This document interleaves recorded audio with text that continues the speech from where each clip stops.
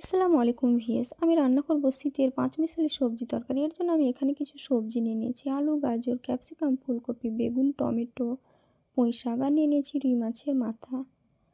Tomato ছাড়া সমস্ত সবজি আমি এক এক করে গরম তেলে ভেজে নেব।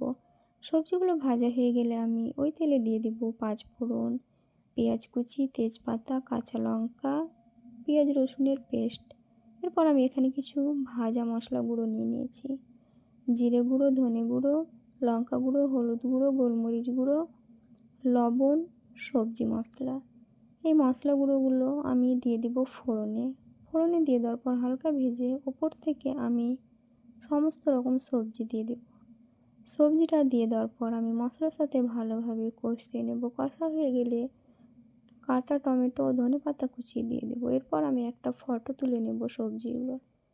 তারপর আমি গরম জল দিয়ে দেবো। জলটা ফুটে আসলে মাছের মাথা দুটো দিয়ে উপর থেকে সবজি মশলা দিয়ে আমার পাঁচমিশালি তরকারি রান্না কমপ্লিট।